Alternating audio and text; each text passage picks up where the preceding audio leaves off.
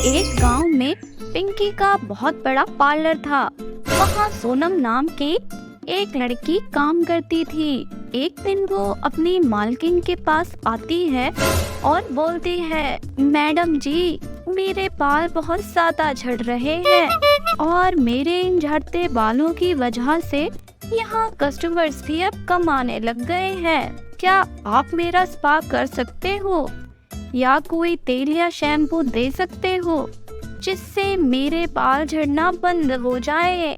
मैं धीरे धीरे आपके सारे पैसे चुका दूंगी। और ये सुनकर मालकिन हो गई आग बबूला।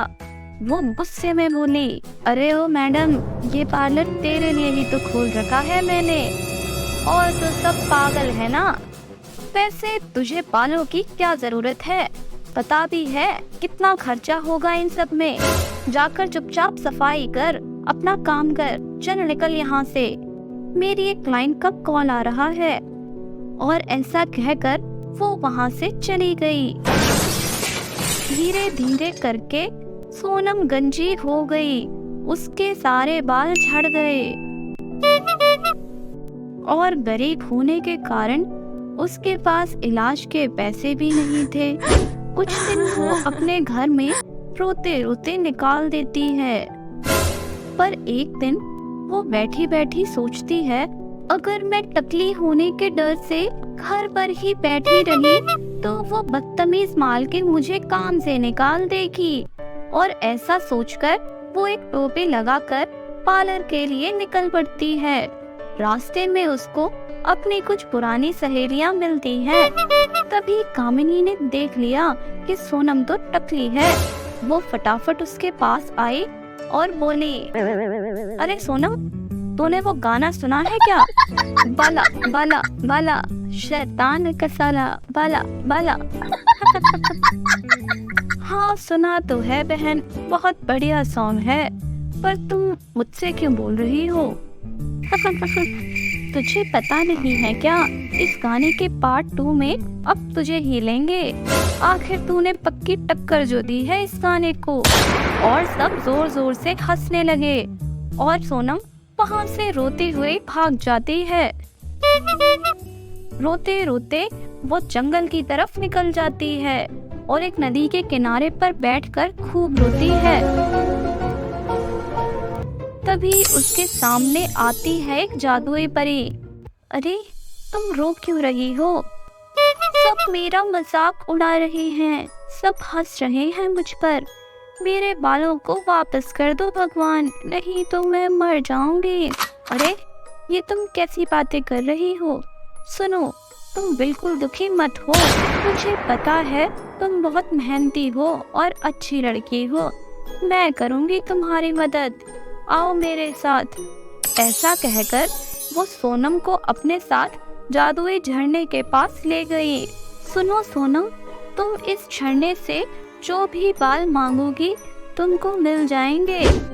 और तभी जादुई झरने के बालों से वो बहुत सुंदर हो गई और वो खुद को बहुत सुंदर देखकर खुश हो जाती है। और वहाँ से जादुई बाल वो अपने घर भी ले जाती है, जिसकी मदद से वो अपना खुद का एक सैलून खोलती है और धीरे धीरे करके बहुत अमीर हो जाती है।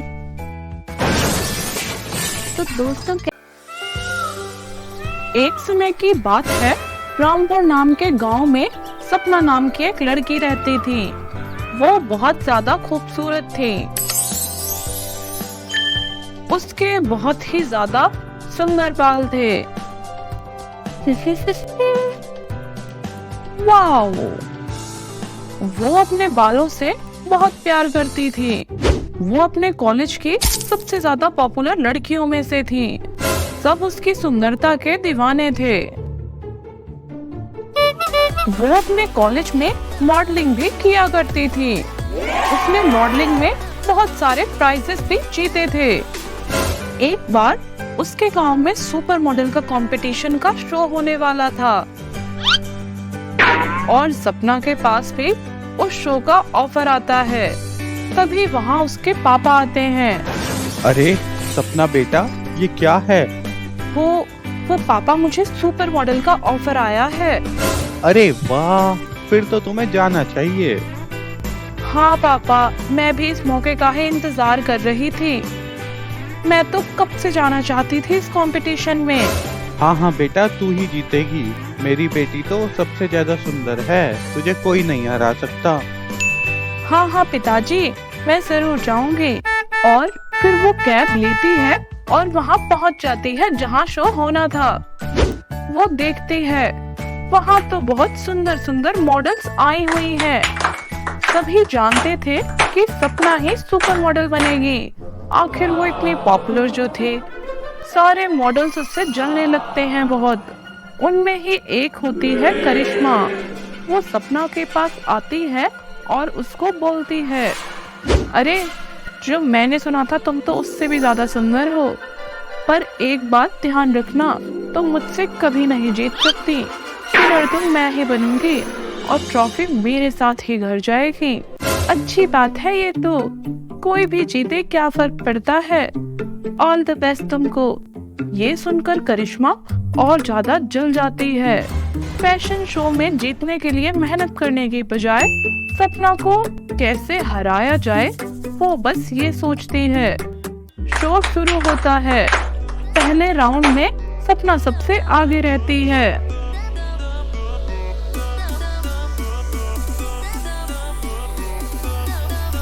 करिश्मा ये शब्द देखकर बहुत जल जाती है। वो बोलती है, अब इस राउंड में इसको जीतने नहीं दूंगी मैं। देखती हूँ मेरे से कैसे आगे रहती है ये, कैसे जीतेगी ये बदसूरत कहेगी। इसके बाल कुछ ज्यादा ही चमक रहे हैं, अभी उनको ही ठिकाने लगाती हूँ पहले मैं। वहीं दूसरी तरफ सपना फाइनल राउंड के लिए तैयार हो रही थी और इधर करिश्मा आती है केमिकल की बोतल लेकर और सपना के एनर्जी ड्रिंक से बदल देती है।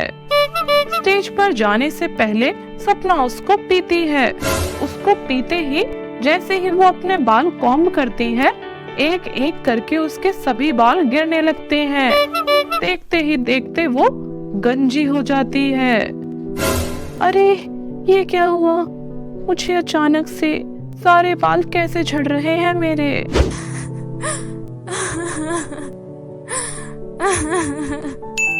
वो अपना मुंह कवर कर लेती है और रोते हुए चुपचाप वहां से निकल जाती है। और वही उस दिन करिश्मा अपनी चालाकी से जीत जाती है। अपने घर आकर कमरा बंद करके वो बहुत रोती है। तभी आते हैं उसके मम्मी पापा। अरे सपना बेटा, ये क्या हुआ तुम्हें? मम्मी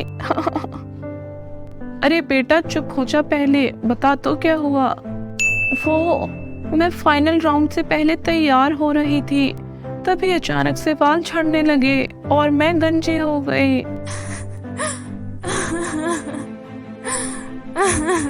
अरे बेटा कोई बात नहीं, चिंता मत कर, हम डॉक्टर के पास चलेंगे टाइम लगते ही। और वो दोनों चले जाते हैं। वो बहुत परेशान होके घर से निकल जाती है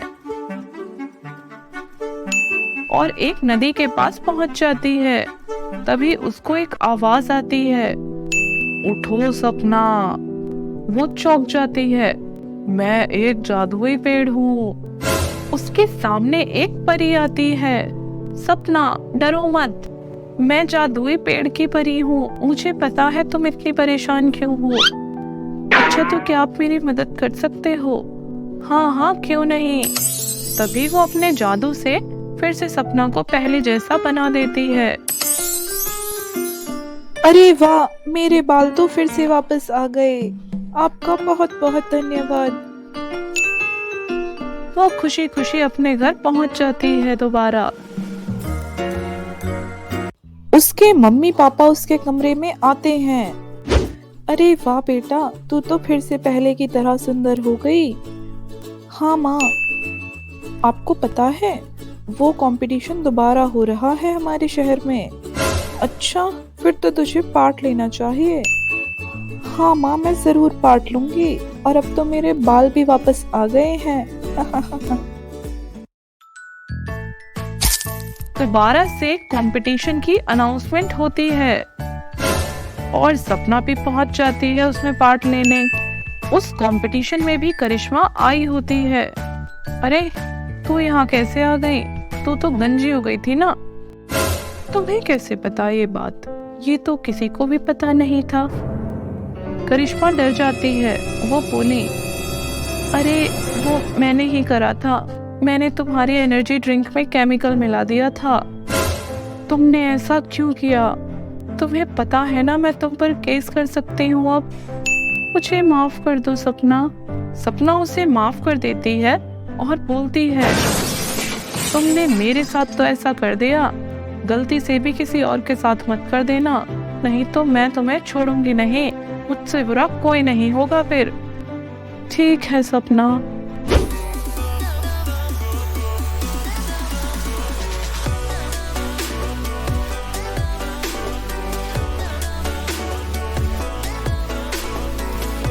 और उसके बाद उस कंपटीशन में सपना जीत जाती है। तो दोस्तों, कैसी लगी आपको हमारी आज की ये कहानी? हमें कमेंट्स में बताइए और ऐसी ही मज़ेदार और जादुई कहानी रोज़ सुनने के लिए जल्दी से चैनल को सब्सक्राइब कर लें। बाय बाय फ्रेंड्स, मिलते हैं आपसे एक नई कहानी के साथ।